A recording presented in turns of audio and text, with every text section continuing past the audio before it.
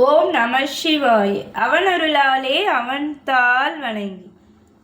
திருவாசகம். திருவாசகத்தில் திருவார்த்தையில் அடுத்து வரும் பாடல் வரிகளும் அதற்கான பொருளும். அணிமுடி ஆதி அமரர் கோமான் ஆனந்த கூத்தன் அருசமயம் பணிவகை செய்து படவது ஏறி பாருடு விண்ணும் பரவி ஏத்த பிணிகர நல்கும் பெருந்துரை எம்பேர் அருளாளன் பெண்பால் உகந்து மணிவலை கொண்டு வான்மீன் விசிறும் வகையறிவார் எம்பிரான் ஆவாரேன்றார். அணிமுடி ஆதி அமரர் கோமன்னா இறைவன் எம்பெருமான் சிவபெருமான் நீண்ட அழகான சடைமுடியை உடையவர்.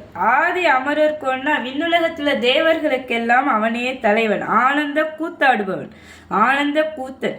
அருசமயம் பணிவகை செய்து படவது ஏறி பாரோடு விண்ணும் பரவினா 6 வகையான சமயங்களும் தன்னையே வணங்கும்படி செய்த எம்பெருமான். மன்னவரும் விண்ணவரும் போற்றி புகழ்ந்து இறைவனை வணங்குறாங்களாம்.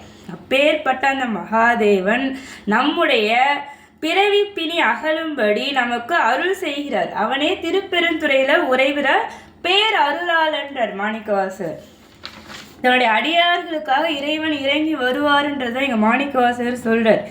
பேர் அருளாளன் பெண்பால் உகந்து மணிவலை கொண்டு வான்மீன் விசிறுனா உமையமே மணந்து கொள்ள வேண்டி இறைவன் தோணி மீது ஏறி வந்து கெளிற்று மீனை பிடித்து உமையமே மணந்து கொண்டாராம். அவ்வாறு மணந்து கொண்டவனே என்னுடைய தலைவன்றார் மாணிக்கவாசகர். வேடுருவாகி மகேந்திரத்து மிக குறைவானர் வந்து தன்னை தேட இருந்த சிவபெருமான் சிந்தனை செய்து அடியோங்கள் உய்ய ஆடல் அமர்ந்த பரிமா ஏறி ஐயன் பெருந்துரை ஆதி அண்ணால் ஏடர்களை எங்கும் ஆண்டு கொண்ட இயல்பறிவார் எம்பிரான் ஆவாரேன்றார். அனைவருக்கும் தலைவனாகிய அந்த மகாதேவன் திருப்பெருந்துறையில உரையிற முதல்வன். அதாவது மிக குறைகளை கொண்ட விண்ணோர்கள் தேடன்றார் மாணிக்கவாசகர். மிக குறைகளை கொண்ட தேவர்கள் எல்லாம் தன்னை தேடிடும்படி செய்தாராம். வேடவன் உடு கொண்டு மகேந்திர மலையில மறைஞ்சிட்டாராம் இறைவன் ஈசன். அவரை வணங்கணும்னு சொல்லி தேவர்கள் எல்லாம் தேடுறாங்களாம். மிக குறைகளை கொண்டவர்கள்ன்றார் மாணிக்கவாசகர். மிக குறைகளை கொண்ட வானோர்கள் தன்னை தேடிட செய்தார். அவ்வாறு செய்கிற அந்த இறைவன் தன்னுடைய அடியார்களுக்காக சிந்தனை செய்து அடியோங்கால் உயிர் ஆடல் அமர்ந்த பரிமா ஏறி பெருந்துரை ஆதி அண்ணான்னா விண்ணவர்கள்லாம் நினைத்தால் பார்க்க முடியாத அந்த தேவர்களால் கூட பார்க்க முடியாத அந்த சிவபெருமான் நினைத்தால் பார்க்க முடியாதா அவ்வாறு இருக்கிற அந்த எம்பெருமான் தன்னுடைய அடியார்களை ஆட்கொள்ளணும்னு நினைச்சிட்டாருன்னா விண்ணுலகத்தை விட்டு இந்த மண்ணுலகத்திற்கு வந்து ஆட்கொண்டு அவர்களுக்கு அருள் பாலிப்பான்றார். பரிமா ஏறிய அண்ணா மாணிக்கவாசகரை காக்கும் பொருட்டு இறைவன் வந்து நரிகளெல்லாம் பரிகளாக மாற்றி குதிரை மீது பரியின் மீது ஏறி வந்தார் இல்லையா பாண்டிய மன்னிடம் இருந்து. இதை வந்து நம்ம மாணிக்கவாசகருடைய வரலாற்றிலே படிச்சிருக்கோம். அதுதான் இங்கே மாணிக்கவாசகர் சொல்கிறார். தன்னுடைய அடியார்களை காக்கும் பொருட்டு இறைவன் இறங்கி வருவார்ன்றதுதான் இறைவனை பற்றி மாணிக்கவாசகர் சொல்கிறது. வந்து இமையோர்கள் வணங்கி ஏத்தம்மா கருணை கடலாய் அடியார் பந்தனை விண்டு அற நல்கும் எங்கள் பரமன் பெருந்துரை ஆதி அண்ணால் உந்து திரை கடலை கடந்து ஓங்கும் அதில் இலங்கை அதனில் பந்தனை மேல் விரலாருக்கு அருளும் பரிசறிவார் எம்பிரான் ஆவாரேன்றார். அதாவது விண்ணவர்கள் எல்லாம் வந்து வணங்கி ஏத்துறாங்க எம்பெருமானை. அவ்வாறு வணங்குற அந்த பெரும் கருணை கடலாகிய எம்பெருமான் தன்னுடைய அடியார்களுடைய பாச கட்டுகையெல்லாம் விலகும்படி செய்து அவர்களுக்கு அருளி பேரின்பத்தை வழங்குறாருன்றார்.